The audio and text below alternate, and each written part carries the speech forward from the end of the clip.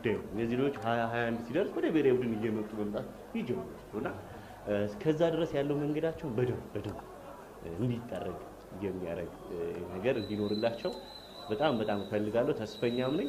እስካሁን ግን ላለው ሁሉንም ነገር ላደርግ ለጅማሮ ራሱ ምስጋና በደንብ ያስፈልጋል። ግብ ጠባቂው ዳንኤል ሲምቤ ስቲፈን ሎምቤ በስትሬቸር ከሜዳ ወጥቷል። ሌላኛው ግብ ጠባቂ ወደ ሜዳ ሊገባ ነው።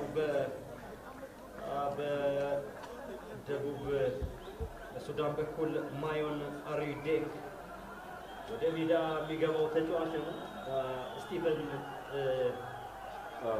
ሎምቤ በጣም አስደናቂ ጊዜ ካሳለፈ በኋላ በጉዳት ከሜዳ ወጥቷል። የስቴዲየሙ ደጋፊም ቆመው በተወሰነ መልኩ እያጨበጨቡለት ነው የሚገኘውና ምንም እንኳን የኛ ቡድን ዛሬ በልዩነት በብልጫ ቢያሸንፍም ይሄ የደቡብ ሱዳን ግብ ጠባቂ ግን በግሉ እንደ በረኝነቱ ምርጥ ቀን ያሳለፈው። መልማዮች ቢኖሩ ዛሬ እሱን ይመለምሉት ምንም እንዳትጠራጠር ድንቅ ጊዜ ነው ያሳለፈው። ጉዳቱ ከፍ ያለ ይመስላል። የማዕዘን ምቱን የኢትዮጵያ ብሔራዊ ቡድን የአርቢትሩ የፊሽካ ድምፅ ነው የሚጠበቀው። ቢኒያም ዘሪሁን ልጅ ጎበዝ ነው፣ አትቀመውም። እጅግ በጣም ኤርሚ በጣም አስደናቂ ተጫዋች ነው።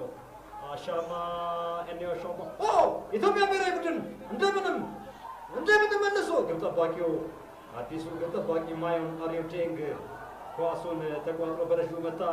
እሱ የመታው ኳስ አኒያው ግን ኳሷን መልሶ ቢኒያም ዘሪሁን ኤርሚ ምናልባት የዘገየ ቅያሪ ይመስላል። የተጫዋች በጣም አስገራሚ ነው።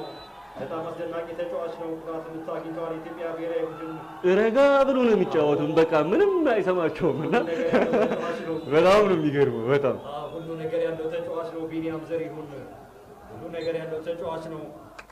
ትንሳኤ ጨዋታው ተጠናቀቀ። የኢትዮጵያ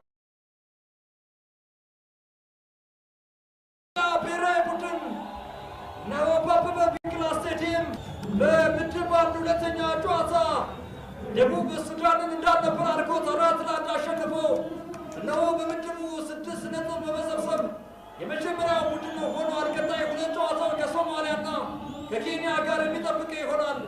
የኢትዮጵያ ብሔራዊ ቡድን ፍጹም የጨዋታ ብልጫ አስደናቂ ግቦችን በተመለከትንበት የጨዋታ ደቡብ ሱዳንን አፈራርሰው 4-1 አሸንፈው ለቀጣይ ከሶማሊያና ከኬንያ ጋር የሚያደርጓቸውን ጨዋታ ያለ ጫና ያለምንም ጭንቀት ጨዋታዎችን ለማድረግ ነው እንዲረዳቸው ማድረግ ችለዋል።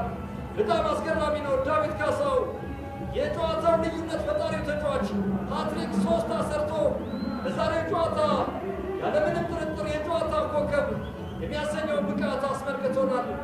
በጣም አስገራሚ ነው። በአዲስ አበባ አበበ ቢቂላ ስቴዲየም የታደሙት ደጋፊዎቹ ነው ደስታቸው ፍጹም ከፍ ያለ መሆኑን እያስመለከቱን ይገኛሉ። ምክንያቱም 4-1 ፍጹም መደላደል ነው። 4-1 አሸነፈ የኢትዮጵያ ብሔራዊ ቡድን። ቀጣይ ጨዋታ ከሶማሊያና ኬንያ ጋር የሚያደርጋቸው ጨዋታዎች ይጠበቃሉ። በጣም አስገራሚ ነው።